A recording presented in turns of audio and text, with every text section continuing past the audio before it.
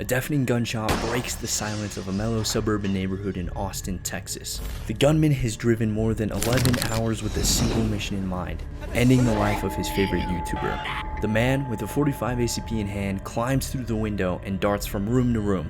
He's hunting for Gavin, creative director of Rooster Teeth and co-host of the Slow-Mo Guys, along with his girlfriend Meg Turner. Upon hearing the first gunshot, Gavin and Meg rush into hiding and then anxiously wait several agonizing minutes before the police arrive.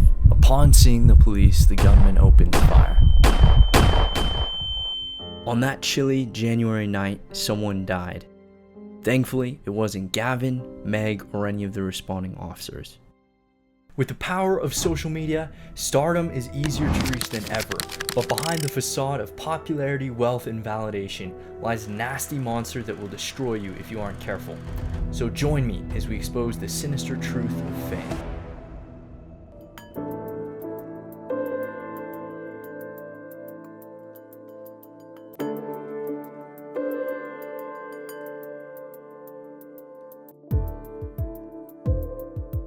Tana Mongeau took a nap in her own home only to wake up and find her Polaroid camera on the bed beside her. To her horror, it had a new photo on it, one of her sleeping. To this day, the stalker that did this hasn't been found. Lily Singh had a stalker break into her house in the middle of the night and threaten to kill her. Roman Atwood stalkers called in a bomb threat to a family funeral.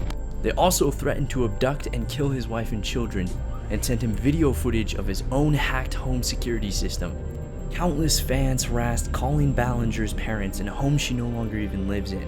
One of Joey Graceffa's fans hired a private investigator to follow Graceffa to his home, which the man then broke into. Christina Grimmie was fatally shot by a stalker at a fan meet and greet.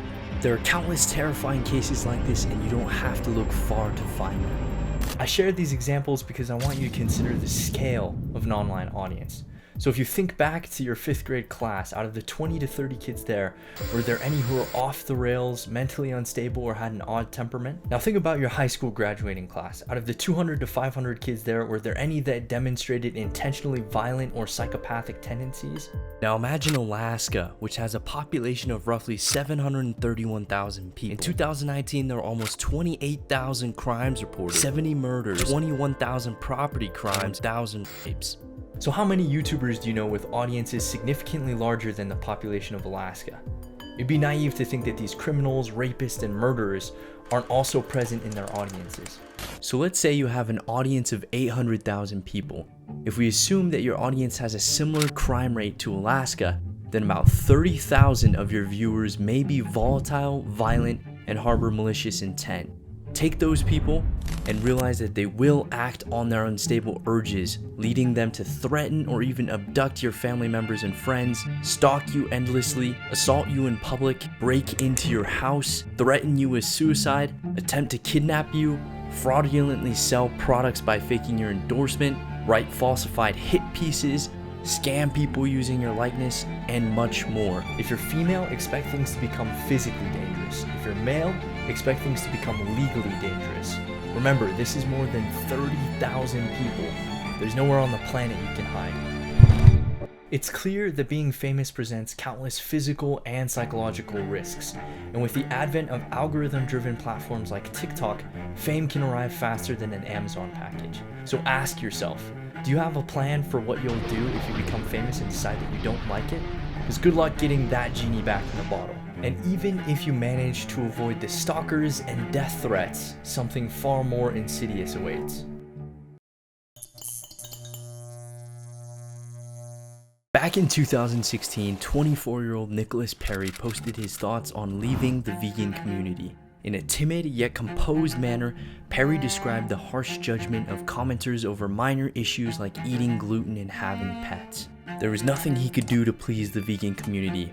A month later, he uploaded his next video, an eating challenge called a mukbang. Perry noticed that his audience devoured this video and others like it almost as rapidly as he devoured the food. And I'm going to be doing this a lot more regularly now. As a savvy content creator, Perry continued uploading content that appealed to his audience and attracted more views. He began to notice that his loud and abrasive tendencies increased his watch time. Working this into his personal branding, he began to exaggerate certain aspects aspects of his personality. Before he knew it, Nikocato's personal branding was effortless.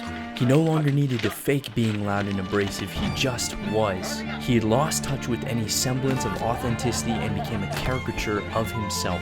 Like clay beneath a potter's hand, his audience shaped him. Their sick wants and cravings became his very identity. Over the next 6 years, Nikokato ate everything and anything to appease his audience, even the mild-mannered vegan he once was. We often think of an audience as being held captive by a creator. However, something far more sinister is at play here: audience capture. When an audience molds a person of influence into exactly what they want. Let's dive into why this happens from a psychological perspective. Imagine preparing to attend a close friend's wedding without ever checking a mirror. Perhaps your hair would take on a new craze, maybe your tie would be askew, and the corners of your mouth could harbor crumbs from breakfast. After enough days without a mirror, you might eventually forget what your own face looks like. Similarly, when deprived of social feedback, we tend to lose touch with social norms and even our very identity. The American sociologist Charles Cooley dubbed this phenomenon the looking glass self. This is the mechanism we use to develop our self-image. In the past, the looking glass self helped us to become the people our loved ones needed us to be. However, the internet era has enabled anonymous, faceless communication, which in terms of volume and intensity is far more destructive than any real-life feedback.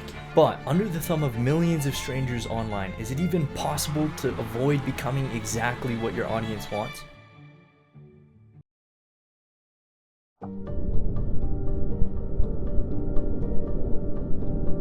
I understand the irony of discussing fame's downsides publicly, potentially heaping upon my head the very dangers I warn against. However, you need to understand the solution to these issues, otherwise you risk physical harm or worse, the loss of your true identity.